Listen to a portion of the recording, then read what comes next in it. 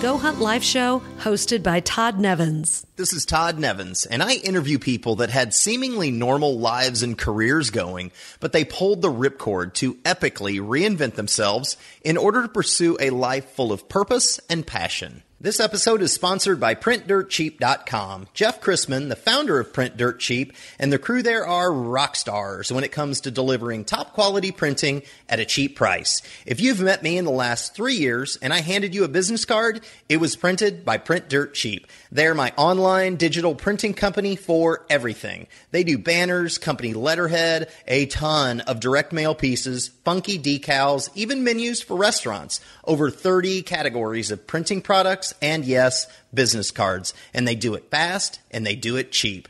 Jeff has streamlined every little aspect of the business to provide the perfect user experience, delivering the best product in the industry. I have personally been to the offices and I have seen it firsthand. But see for yourself. Go to printdirtcheap.com and use promo code GoHuntLife and get $10 off of your order. Or if you want to get a sample of their work, click on Sample Pack and they'll mail you one out for free. Go to printdirtcheap.com, use promo code GoHuntLife for $10 off of your next print job. This episode is also sponsored by one of my companies, Click Placement. We are a pay-per-click marketing agency specializing in PPC badassery. We have literally helped hundreds of companies over the last decade drive engagement through paid search advertising using Google AdWords and Bing Ads, LinkedIn, and of course, Facebook. We work with startups, established businesses, and nonprofits to customize campaigns to drive sales or leads, build brand awareness, sell products, or generate mobile app downloads. Hit us up at clickplacement.com or on Facebook, Twitter, and LinkedIn to start a conversation. Why am I here to grind myself into the ground? Is that what I'm truly here for? And they created the 40-hour work week because they realized that's about as much as they can get out of you before you snap. That is a great line, and that is Gary Collins. He built a career in the military, going to places around the globe where everyone hated him.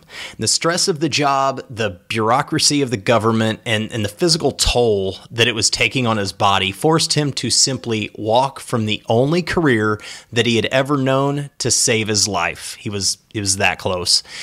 In the conversation, we cover a lot. We cover government corruption, pharmaceutical drug addiction, cashing out his retirement, and his pursuit of living a simpler, happier life. And we also discuss his latest book, Going Off the Grid, which is his personal account of buying a small plot of land in the state of Washington and building a self-sustainable house that is, in fact, off the grid. A quick note, when Gary and I were talking, he was in rural Washington. So we had a little bit of an audio problem early on in the conversation, but hang in there. It gets better after about 10 minutes or so.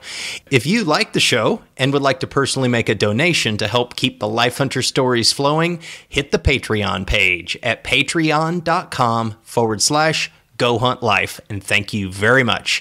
And now, my conversation with Gary Collins, which will definitely get you thinking, could I really go off the grid?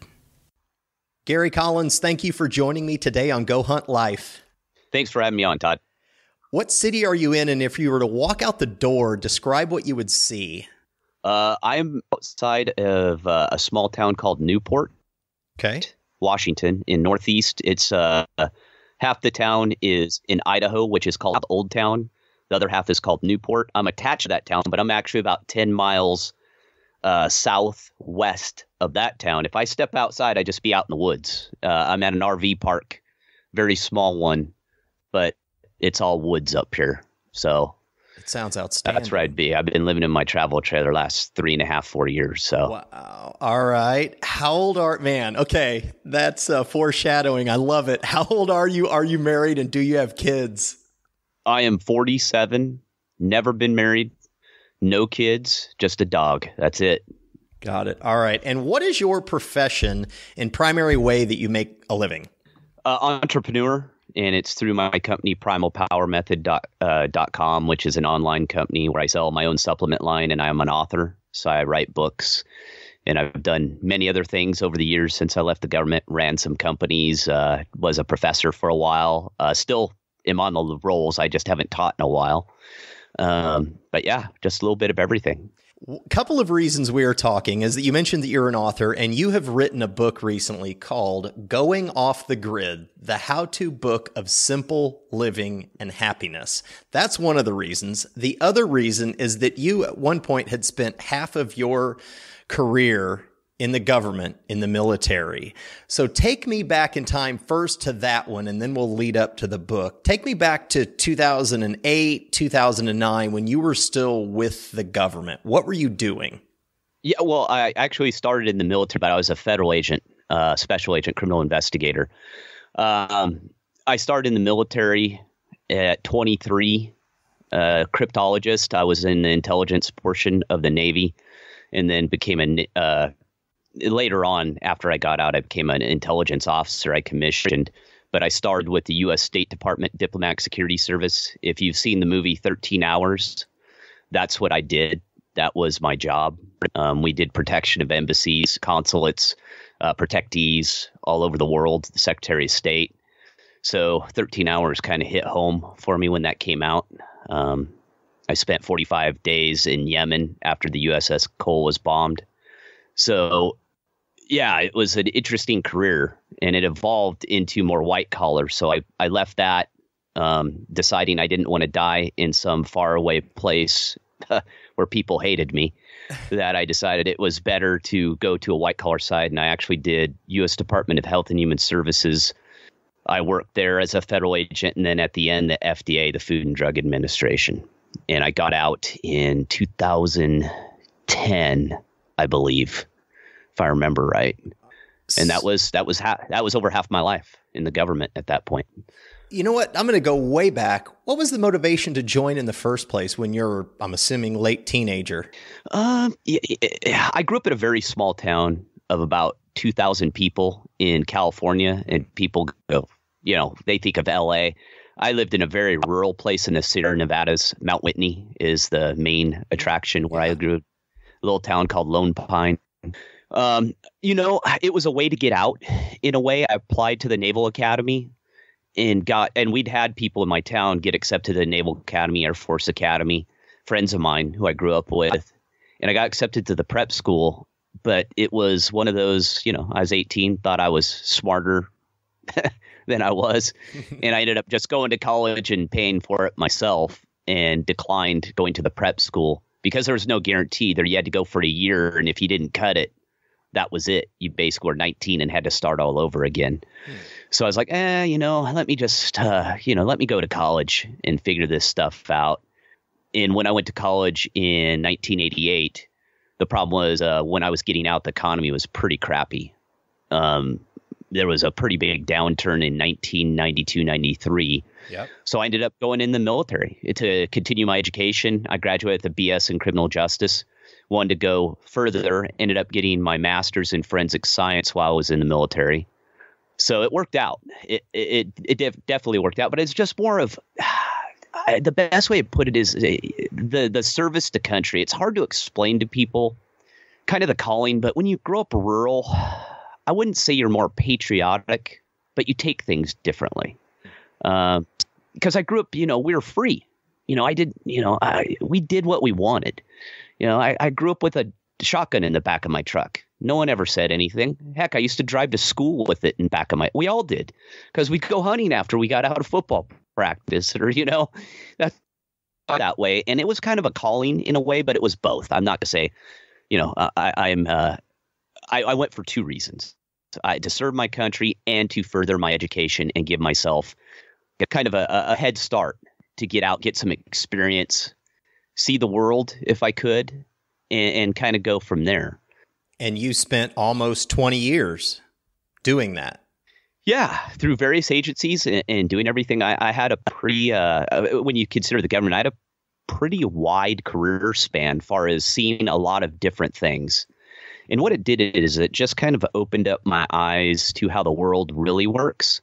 Not the BS you see on the news and, the sound bites and, the clickbait and all that. I was there. I was on the inside, and I held a top secret clearance for my entire career. So I got to see a lot of things that most people never see, interact with people that are on the news, a lot of politicians, I protected. I was around the most powerful people in the world. So I got to see things from a little different perspective. Sure. And got to go to some places where you would never want to go. Is the best way to put it. Right. My first detail in the State Department was Mali, Africa. And if anyone's ever been to Mali, Africa, which you would not go there as a tourist destination, dead bodies in the streets, crazy. Wow, what have I gotten myself into? But it was eye-opening to see kind of the underpinnings of the world. Yep. I guess is the best way to look at it, to see true evil, because people here we're pretty coddled, we're very lucky as Americans, and to see how people suffer and what we do to each other, it was eye-opening. It just made me think of humanity in a totally different light. And yeah, it was I don't regret any of it. They were life lessons that make me who I am, made me who I am. And then transitioning up to your decision in 2008, 2009, when you left that world, that life, what was leading up to that? Why wouldn't, it did sound like you made it, so to speak. You moved into a white collar, safer place where people aren't always trying to kill you. Why would you not stick with that? Oh, that's a really long story. A lot of things happened. And to be honest, even though we always said in the government that you're always looking for, the grass is greener. Mm-hmm. So you're always looking at a different agency going, it's got to be better. What I realized as I moved along, it never got better. If anything, near the end, it was getting worse. You're dealing with major bureaucracies, empty suits, as we call them. Yeah. I worked with the Comeys of the world every day.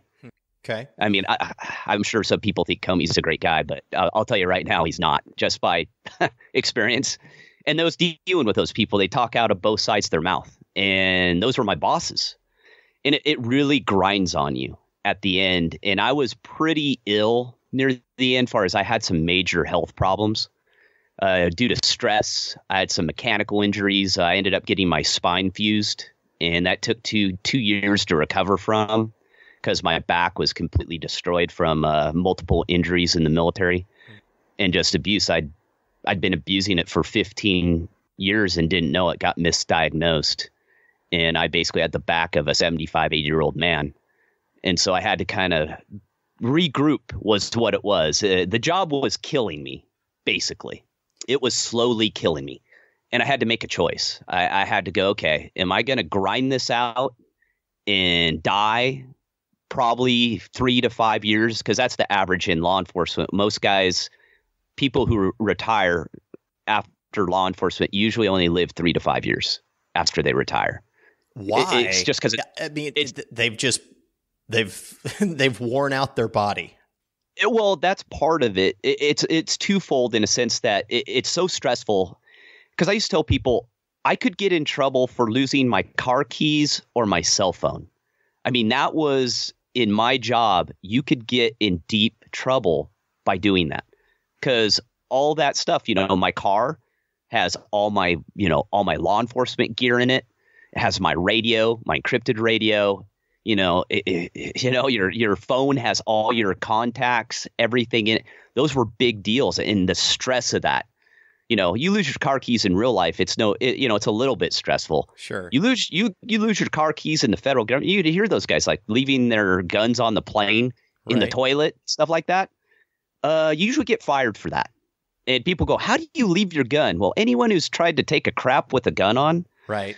It's a little tricky, right? So it's not as odd as you would think. Sure. Because sometimes you literally have to take it out in order to you have so much gear on. You have to take your gun off and be able to go to the bathroom. So stuff like that. And then you're in this kind of microcosm of people that you're around more than your family. You're around these people all the time. It's like the military. A lot of us are former military. When you get out, you no longer have that. And most people, by the time they get out and retire, they're divorced. Their kids hate them. They're probably either minor or full-blown alcoholics. It's a rough road. And I know I'm painting a pretty dim picture of all this, but that's how it works. I mean, think of if your life and your job is to deal with the worst people known to man on a daily basis, and those are the criminals. Then you're dealing with bureaucrats. You're dealing with attorneys. You throw all that into a mix, and it's a cesspool. It's just a human cesspool to deal with. Some people are better. How did you begin your cleansing, the process of getting out of that in one piece with your sanity, and then having to think about the rest of your life because you're young? I mean, you had another life to live. Were you able to retire, or did you just simply plan on walking out? I walked out. I actually left. It's like I said, there's a long story behind that. I can't get into it. There was a whole lot of issues. Okay. Maybe later on in my life I will. Okay. But anyone who's been through it, anyone who's been in the government probably knows. And by the time I left, I did. Like I said, I had to make a decision. The job was going to kill me, or I had to get out. And it was a transition. It took several years for me to kind of cleanse my mind and to reestablish relationships too, because I had moved all over the country. I'd moved several times, didn't have, all the contact with my friends I grew up with, my family. It's an isolating job. It just is. So I had to kind of reestablish relationships, and I had to get healthy. And that's how I ended up creating my company, is from all the things I'd learned, because I was always an athlete, was always into health, always, worked out. But I realized I was doing it all wrong. I investigated doctors and clinics, Dr. Feelgoods, the whole bit. So I had to change my health too, and I had to get better. So I went through multiple surgeries, and I just had my last surgery a little over a year ago. So it's been a lot of wear and tear on the body, and trying to get back or get to a point where I can function. And because dealing with chronic pain, and that's what we talk about in the podcast I have, me and a buddy. We talk about chronic pain a lot because he was in the military with me, and just dealing with that, trying to figure out emotionally and physically what is life. And you're older, you're like, you're not invincible anymore. Sure. You go, what is life really about? I'm a grain of sand in this massive universe that we don't even know the ends of. Our planet's like 4.5 billion years old. Our solar system's like 6.5 billion years old. And this is not even a blink in the eye. I mean, what is my purpose? What am I doing? Why am I here? Why am I here to grind myself into the ground? Is that what I'm truly here for? I mean, or am I here to enjoy myself and help people the best I can? It's you get into this altruistic kind of debate with yourself. What am I truly doing? And I think a lot of Americans are kind of waking up to it. As we talked before we got on, that, let's face it, working sucks. And most jobs are basically soul sucking. And to create that 40-hour work week, maybe a week of vacation, stress, barely get by. Some people do very well, become rich. That's a whole, whatever. That's, there's always that possibility. But for most of us, it's a grind.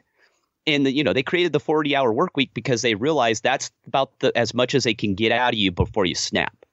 I call it, I compare it to the German Shepherd in a 250 square foot apartment in Manhattan, New York. Eventually the dog goes crazy and ends up biting you, or you come home and it's just dead, or it jumped out the window. You can only take so much. And that's where I kind of came to. I went, what have I done? With all that time in the government and military, I went, did I really make a difference? And I kind of thought about it. It was depressing to realize that you go, no, I really didn't. And you thought you were. And that's why you were doing it. You don't do that job. Well, I take that back. Some people do it for the glory and because they're egomaniacs, like politicians. No one wakes up and goes to school as a 7-year-old and goes, I want to be a senator. That's my life dream. And if they do, you better watch out and not sit next to that person. You know what I mean? So you kind of end up in this kind of I guess almost like rebirth. Okay. Yeah. Your description. That's the best way to look at it. I sold my house. That German Shepherd analogy can be tied to anyone, whether you were in the military, you're sitting in a cubicle in ABC Company USA, anywhere in the country. I mean, there are a lot of German Shepherds out there that are like, okay, this sucks. This 40-hour work week with 2 weeks of vacation each year is completely grinding me down. But what else do I do? What's my choice? Yep. How did you come to that conclusion? And what was your choice? Well, and when you're laid up on a couch and you're on a bunch of pain meds, you have a lot of time to self-reflect, you know? And I did get off the pain meds as soon as I could. That was the first time I'd ever taken Oxycontin. And let me tell you, I know why we have an opiate epidemic in this country. Okay. And plus, I worked on the inside. I had to work with the drug companies. I got to see it firsthand. Yep. But I had a lot of time to think about it, and I already started my company at that point and was in the incubator stages. But I didn't know where my life was going either, because I went, my surgery only has like a 25% success rate. So I was like, either I'm going to be addicted to painkillers, or I'll recover well enough to be able to get out and live my life. Okay. Luckily, I had a background in health. If I would have followed what the doctor said and did everything, I would have been the 75% failure rate. There's a good reason why that surgery fails. And I think a lot of it has to do with the drugs. I was only on them for about 14 days and I had withdrawals. Oh, that's it? I had a rough. Yeah. That's short. Yeah. That's short. And people, I've talked to several people over the years about who have had major surgeries. The drug companies are smart. It's almost like the kids now taking ADD medications at age 5 to 7. That started about, I want to say 5-7 years ago, roughly. Yeah. Well, they got wise. The drug companies are smart. The only way they become multi-billion-dollar corporations is to make sure we're all addicts. Well, what better way to have a lifelong client than to get them on ADD medication, which all the ADD medications are a derivative of methamphetamine. They're because you can't give a kid meth. So these scientists are smart. Well, they change a little bit of a molecule to where it's very similar, acts the same way, but it's not meth in the molecular sense.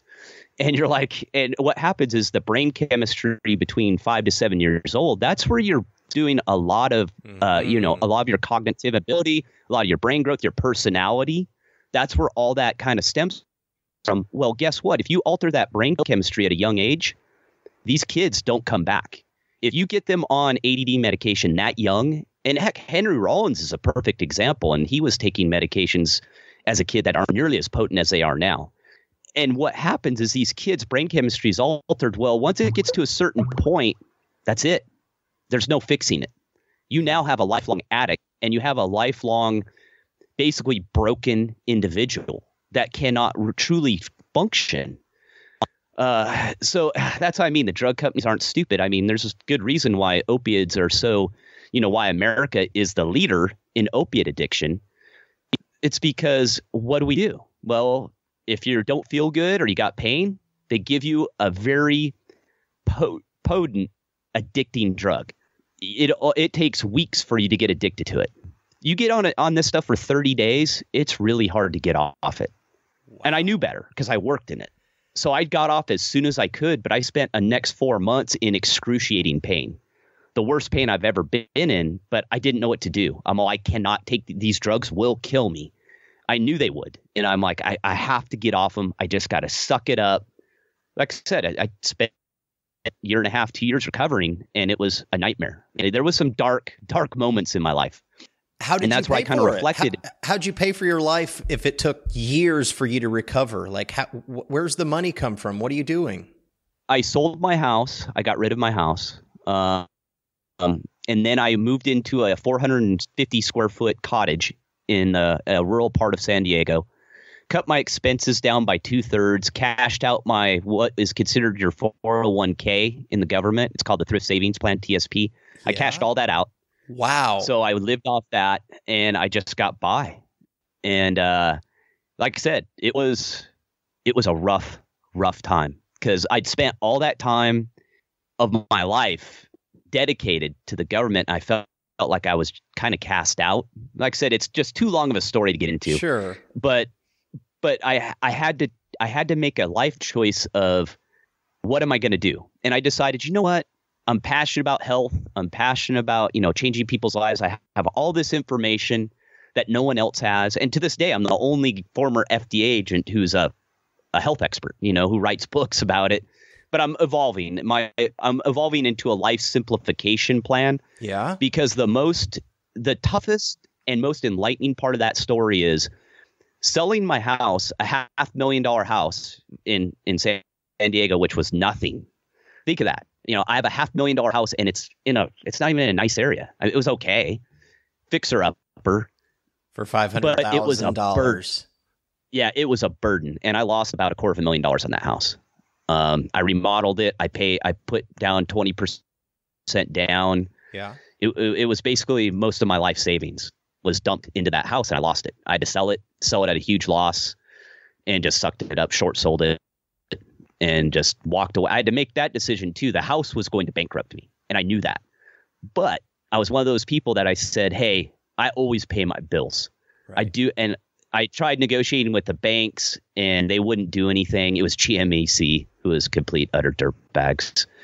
And they wouldn't even work with me. So it was good in the end. And I said, you know what? I've got to get out of this house or I'm financially going to be ruined. And I wasn't one of those people who went out and bought it who couldn't afford it and got a home equity line and bought a boat, ATV, a travel trailer, a 4-wheel drive diesel, and I live in the city. I wasn't one of those people. I paid all my bills and they knew it. They had a good chunk of change and they were like, go screw yourself.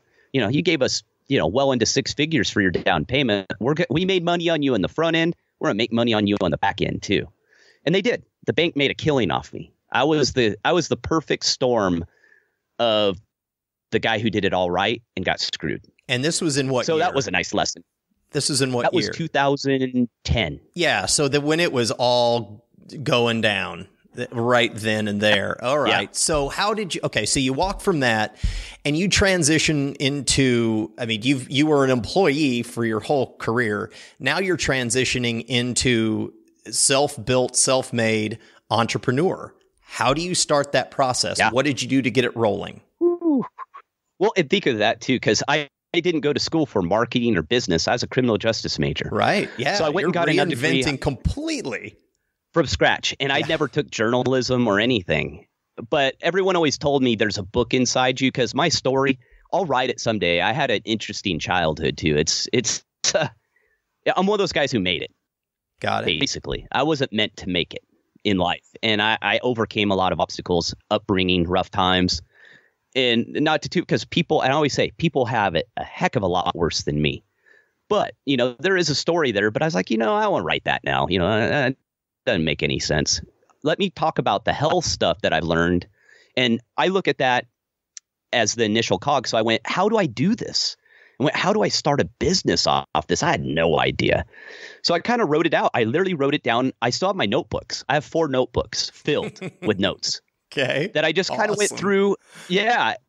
And I went, what, let me write a book. Let me figure out how to write a book. I'll figure it out. So I researched it, started my own publishing company from scratch, talked to a few people. Actually, one of the first people who talked to me was Stephen Pressfield. I emailed him and said, hey, I'm a new author. This was before he was really well known for helping people. Okay. I'd heard that if you emailed him, Stephen Pressfield's guy who wrote the Legend of Bagger Vance. Oh, wow. Okay. Yeah, and also the War of Art, which has sold millions and millions and millions of copies worldwide. And I recommend that book to any entrepreneur starting out. That is the best self-help book I have ever read. The War of Art. And you got to remember this guy, The War of Art. Okay. And you got to remember this guy, he was in Hollywood. He wrote scripts. He's written books. That War of Art was him talking about his struggle as an artist, as a creator, as a writer. Well, it ended up by accident almost being one of the biggest self-help books ever to be written. And he didn't know. He wrote it. It's a short book. And he was just talking about what he was going through And it's probably his best-selling book by far. And he wrote a whole series on that and how to be a writer. And now his team, they help other authors. But I just emailed him, got his email address, emailed him, and I asked him some questions. He said, yeah, you just got to do it. You just got to figure it out. And I went, all right. So I sat there, wrote a 3-part nutrition and exercise program, spent a lot of money on it, had exercise DVDs, the whole bit. I made the cardinal mistake of not researching an audience first. So I wrote, and today people love it. That I didn't sell a ton of copies, but I sold enough and everyone loves it. But it didn't fit anything. It was meant for practitioners. Well, that's a limited market. Didn't have a way to distribute it. And it's 3 parts. So Amazon, I tried selling it on Amazon. They couldn't figure out it was 3 parts. So they kept sending 1 part to a customer and 1 part to, they couldn't figure it out because it wasn't a book. Yep. All right. No. Yeah. So that's where it started. And it got my feet wet. Okay. Total epic failure. Epic failure. What'd you do after that? How do you recover? What's next? Well, and that's how I realized, once I had realized that I had written to a non-existent customer for the most part, a very niche portion, I said, okay, let me reinvent this. Let me turn this into a book. So I flipped it around and turned it into a short book. Okay. Self-published that, self-printed it. I hope none of those original copies are still around because it is a piece of crap. It was terrible, terrible. The book looks awful. The cover's awful. The printing is awful. The content's good. I will say the content was good, but just poorly done. Very amateurish. So I did that, did okay. Sold some copies, started doing interviews. I found out that, I just didn't have any exposure. You got to remember, I was recovering from back surgery, so I was stuck in my house for a couple years writing stuff. So I didn't even have the ability to get out and promote. And I was recovering. I was trying to figure out what the heck is Gary about? Is he going to be able to get out there? Am I going to be able to, physically recover? So all that stuff's going on. And I figured out, and I start doing podcast interviews, and slowly people start buying it. I put it on Amazon again, started mixing with the primal paleo crowd a little bit, but still wasn't doing very well. Was selling supplements, but what I'd also done is gotten certified, and I was working one-on-one with clients. So I was charging for my services. Okay. Very time-consuming. I loved it. Taught me a lot of lessons. I actually got to train some really good athletes who were pretty successful. And so it kind of jump-started, and I went, okay, I've got it kind of figured out, but not really. I'm still floundering. And I went, okay, I need to actually rewrite this book, relaunch, and I ended up changing the name of the company. I just relaunched everything. That's where Primal Power Method came out. The first company was called New American Nutrition. So I scrapped that, new website, new everything, start over. Just scrap everything, start from scratch. Right, get 2 new books out, redid the material. Shortly thereafter, created my own supplement line with my own label. And that's where things started to pick up. And it got better and better. I wrote a 3rd book, got that out as quick as I could. And I still, even though it's my least popular book as far as sales, I think it's the best written. I like that book, The Organic Caveman. It's got a crappy title. It's got a crappy cover. The Organic Caveman?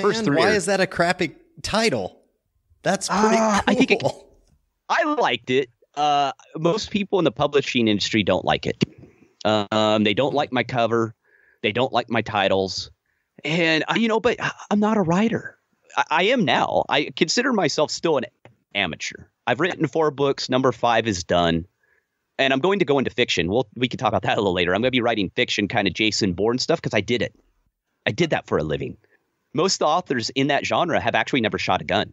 Sure. So I'm like, okay, I've read enough of them. I go, I can write this. I can do a better job. I'm not being cocky. I've just been there. So I kind of did that, and it kept growing, and the supplement company helped out a lot. And it made what it is. I got more connections. What I realized is I was trying to do this all internet wise. That was my goal, was to make it very, I guess too easy is the best way to put it. And I missed the boat because I was late. I was late to the game in a sense. all the people who started a couple years before me were doing much better, and they're much better. I hate social media. Mm-hmm. All the people I was competing against love social media, mm-hmm. and they used it to their advantage. And it still to this day is not my thing. And so it just was a growing process. And through all this, I'm learning about myself. And the Off the Grid project, people think, oh, that's very catchy, Gary. That's very, convenient timing. I grew up in a small town. I grew up hunting fishing. I grew up in the sticks. That's interesting. I had always wanted to saying, return to that. Oh, how cliche. You're just jumping on a trend. Well, kind of. Yeah, exactly. But people who know me know that that's not the case. Right. So this is your 5th book, Going Off the Grid, correct? No, it's 4. 5th is written. It's in manuscript. Got it. Yeah, I'm going into life simplification, so I'm transitioning. It's confusing. This is what happens when you don't know what you're doing. That's going to be the tagline of this whole podcast. That's awesome. All right. Yeah. So, all right. So I've interviewed people on this show that were big city, big house, big life, big car, paycheck, all of that, and have gone small. They've moved to the mountains. They've moved out of the country. They've gotten onto a sailboat. They've gotten into an RV. Going off of the grid sounds appealing to a lot of people stuck in the grind of 9 to 5 kind of stuff. But your book, it says, it's a step-by-step guide to buying your private piece of land and building a self-sustaining home. So that does sound like off the grid. What is your definition of off the grid? Well, and that's the problem with TV and everything. I started my journey into this over 10 years ago. Okay. It just took a lot of steps to get there because I always wanted to have a remote piece of land, get away from it all, where I could hunt, fish on my own land, not have to deal with a bunch of people anymore, and kind of relax. So off the grid, technically what it means is you're just not connected to any public utilities. That's the simplest definition. All right. Okay. Solar, you've got your own water, your own well, your own everything is self-sustaining, as it says. Yeah, and I bought a remote piece of land that literally had nothing on it. So there's no well, there's no nothing. There's no power run. Because what people will get confused on is it says off the grid and they have like solar panels. But yet they still have cable TV, they still have internet. I have none of that. I have access to zero. Nothing. There's nothing there. So I bought 20 acres that was raw land. It was an old logging site, but the guy didn't strip it bare. He left a lot of the, the trees that were, worthless, the pine trees and some fir that weren't, non-profitable stuff. He left it. So I got plenty of, but it cleared all the trees out. Mm-hmm. So I had a building lot. So I was the only one who saw the potential on it. And I'd been searching for lots for, at that point, 5-6 years. Okay. And I just was trying to find the perfect place and that you can afford. There's plenty of lots that you can afford. There's a lot of them out there. Sure. But I was looking for views. I was looking for remote. And my property it's 4-wheel drive. You have to lock it in and it's 4-wheel drive. So, and that scares a lot of people away too, but not me. I grew up that way. So it's like, I don't care. And for that, it's not for everyone, but I did it a little differently. And this is where I didn't know anything. I wasn't going to write a book on this at all. This was my journey. This was something I was doing and people started hearing about because I was doing podcast interviews. And I'm a regular on a survival podcast. Yep. And they start asking me questions. They're all, how'd you find your land? Well, how are you doing this? I'm like, oh, crap, I better start documenting this. So I started documenting. I started doing the YouTube videos and I started writing about it and logging everything. But I'm doing it in the sense that a lot of remote living is pretty rough. I always said, no, I have a business and I don't want to be uncomfortable. So I want to build the house so it's all the code. I have all my building permits. Everything's done 100% to code. So when I'm done, I'll get an owner occupancy certificate. It's almost done. And that way, it's more of I wanted to show that the average person could do it. And you can live comfortably. You're not going to be pumping water out of a well by hand. Right. It's, I have heat. I don't have cooling, but I don't need it. I don't need air conditioning. I just don't. And I built the house with a product and it's highly insulated. So the house is cool all year long. I really don't need it. Maybe 2 weeks out of the year, it might get a little hot, but I have enough power through the solar that I could run a little air conditioner, one of the portable air conditioners upstairs. I don't need it downstairs. All right. So that was where it all came about. It was, like I said, it was organic. It was truly organic. This was not thought out to write a book. So you get the land, you are building the house from scratch on your own. Like, you're doing all of the work. You're obviously not drilling a well. Like, what are you having help with, and what are you doing yourself? God, no. Yeah. And that's the thing too, is a lot of the stuff out there makes it, they show people just doing it all on their own, and all the stuff on TV, usually that's all BS anyway. They're not doing it on their own. Building a house, this is the third house I've built in my life, not by hand, but I've done from scratch. And It's tough. Anyone who's built a house knows how stressful it is and how hard it is. I have helpers. I've used contractors, and I'm not physically able to do the heavy lifting. I can't, I just physically have to be careful with what I do. So does it mean I'm not handy? No, I've owned properties for 20 years now, and I've remodeled several of them. I'm fairly handy. I have tools. I know how to do a lot of the stuff myself, but it's building a house, and this house to the peak of the roof is probably 25, 30 feet. It's high. That's a big house. I don't want to get up there. What's the square footage of the house? It's not big. It's a little over 1,000 square foot. Oh, okay. That's it. So that is small. Okay. Why are you building a house like that versus all the buzz around the tiny homes? Can't you just cart a home in there on a flatbed and drop it in place? No. The roads are too rough. That's why I don't even take my travel trailer up there. Everyone goes, "Would you live in your travel trailer up there?" I go, "No, I have to live down below at the lake." I went, I can't get a travel trailer up there. I went, I probably could, but I would tear it up, destroy it, and I'd never get it out. So we had to drag the drilling rig for the well with a bulldozer, and both cement trucks were both towed up with a bulldozer because they wouldn't make it. So I pushed it. I pushed it a little hard in the sense that it's just almost to the point of too difficult.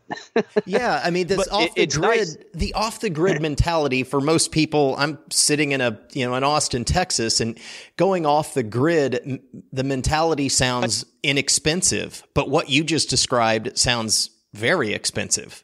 It can be. This will be one of the cheapest houses I've ever built, but I'm very hands-on, and I got a good deal on the land because no one was buying it.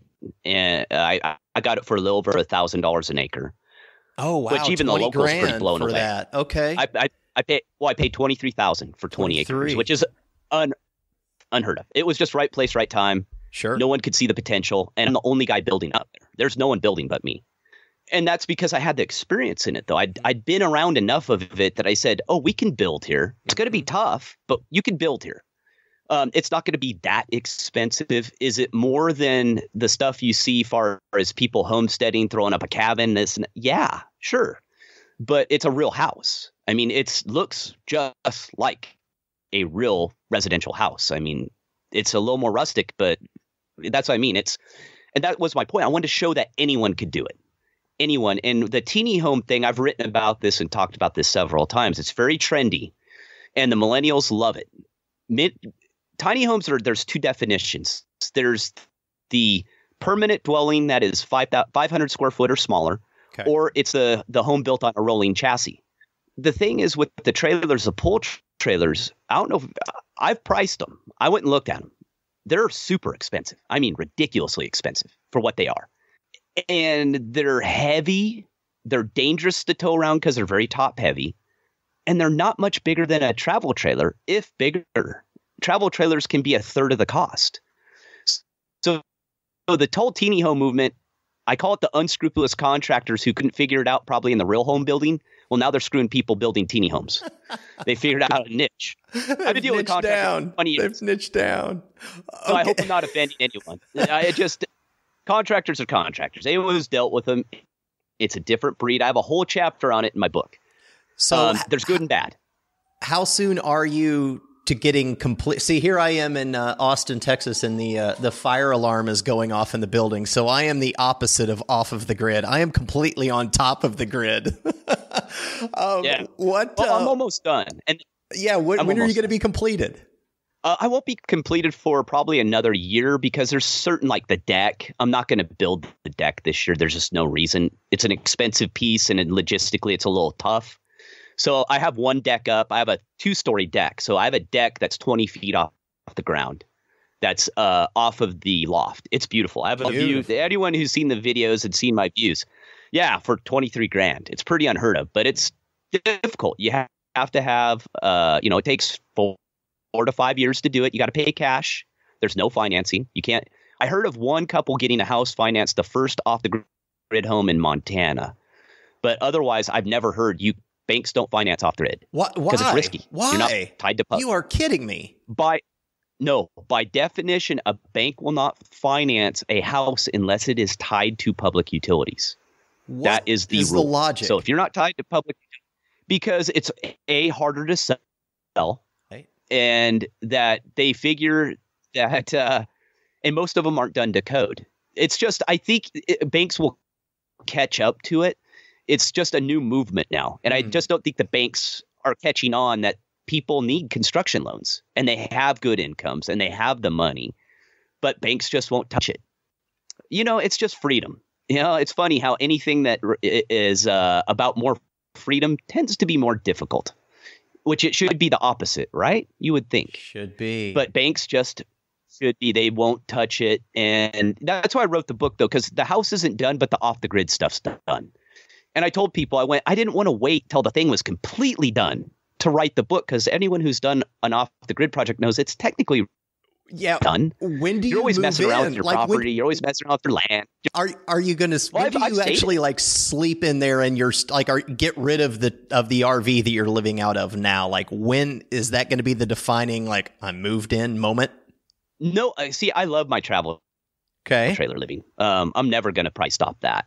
All right, I just love it. I love moving around, and I run my whole business remotely. I have an all-in-one laser printer. I have my mic for my podcast, my laptop. I run everything remotely. My shipping is done out of town here. So yeah, I will move in this summer. Like I said, I've slept up there several times. All right. I've stayed up there. It's just right now we're doing interior stuff that I can't stay up there. Yeah. I'm tape and texturing, which everyone's all, why don't you tape and texture yourself? I know how to do it and I've done it. It sucks. I'd rather hire someone to do that. Yeah. Because I want it done quicker too. It takes me forever. I'm a perfectionist. So I'd rather and I know both guys who are doing it. So that I can't be up there for that. I can't stay in there. It's all dusty and, it's just very unhealthy to stay up there right now. But as soon as they're done, I'll paint and I'll stay up there again. I have water. I have power, so that's what I mean. I wrote the book to teach people the steps on how to do it. The house building I've done. At that point I said, what am I going to talk about putting in cabinets? Cabinets in an off-the-grid house and your house in LA are the same. There's no difference. So how are you going? You're running your business out of your RV right now, and you and I are talking, and you've got internet and all of that. When you go up there, how are you going to balance off-the-grid living up there and running your businesses?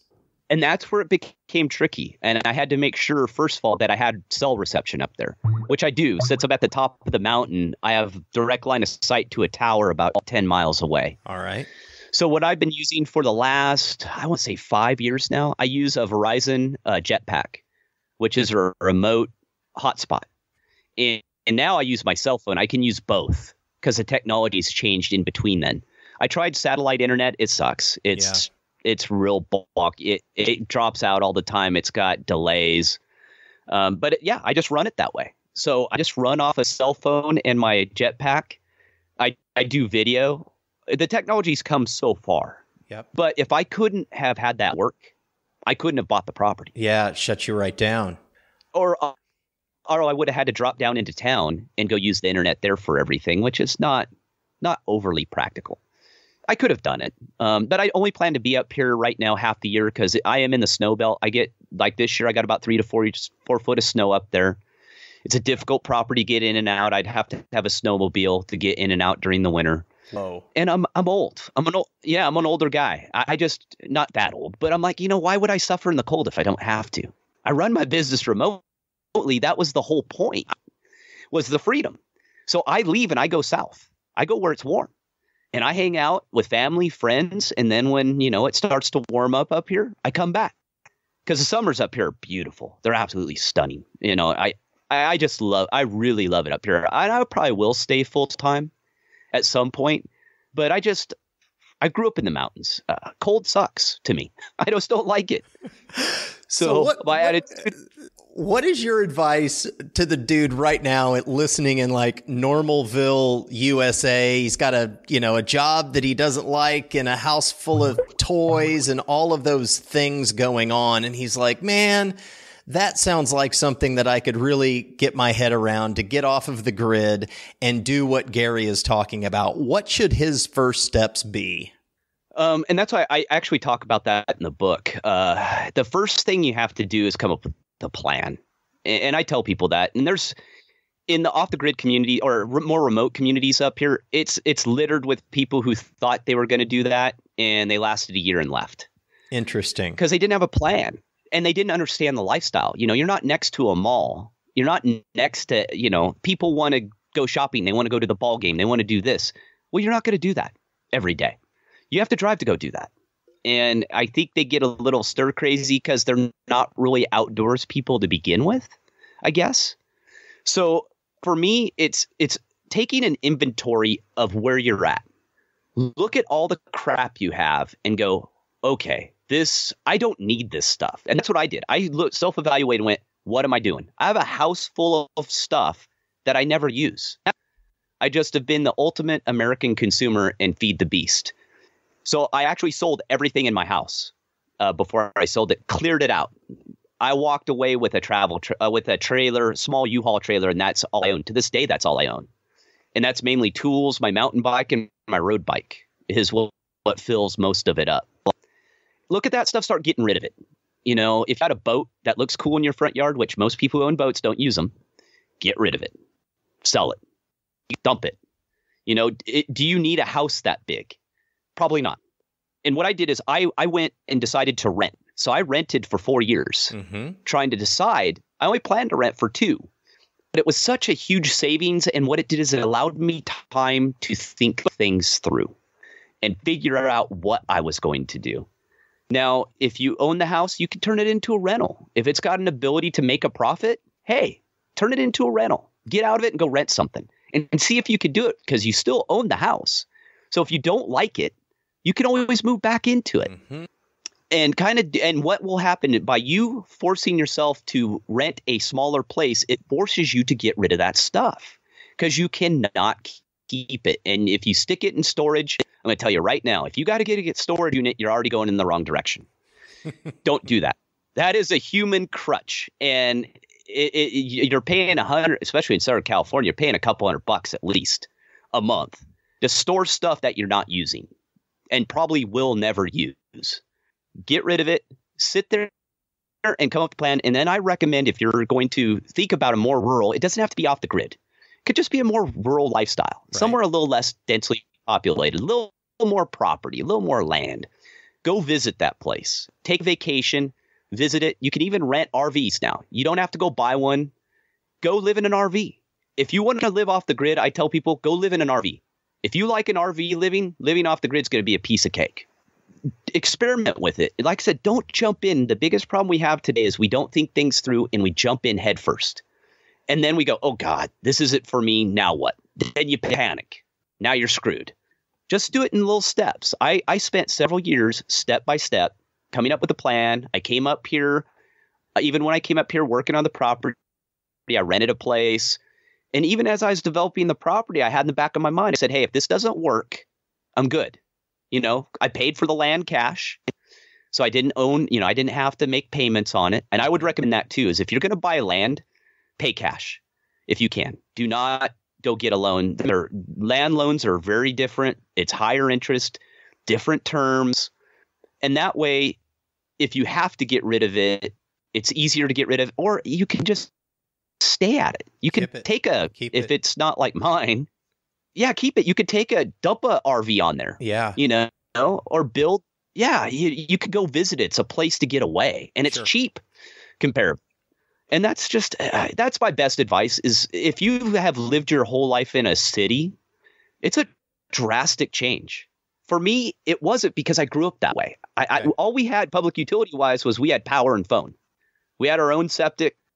We had our own well. So I grew up that way for the most part. And so that made it, sorry about that phone here. And actually that's a contractor.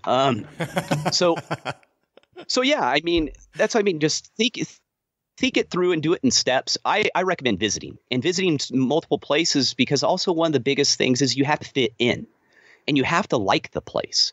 There's many beautiful parts of the country that the people may not like you and you may not like them. Mm-hmm. And there's nothing wrong with that. And that's what people get all touchy-feely, and we all got to get along and peace and love, butterflies and puppy dogs. That's not the real world. Right. There just is a good fit sometimes. That's all there is to it. So go there and visit. I fell in love with the people here as well. Just the nicest, down-to-earth people. I love it here. But I had to visit other places first to decide. So make sure you kind of get in the community, go visit, go downtown, go eat, walk around, talk to people, talk to the real estate agents. Do it the way. Don't pack up, buy it, don't know anyone, and show up. That's a really bad idea. Yeah. Got it. All right. And buy the book on Amazon, Going Off the Grid, the how-to book of simple living and happiness. And you can check out Gary at primalpowermethod.com and on Twitter at primalmethod. All right, Gary, that's all I've got for you today. Thank you very much for joining me. Hey, thanks for having me on, Todd. I know I went all over the place, but yeah, it's an interesting life. Awesome. Thank you. Don't forget to hit up the rock stars at printdirtcheap.com. Use promo code GoHuntLife for $10 off of your next print job. For fast, cheap, and high-quality online printing, it's printdirtcheap.com.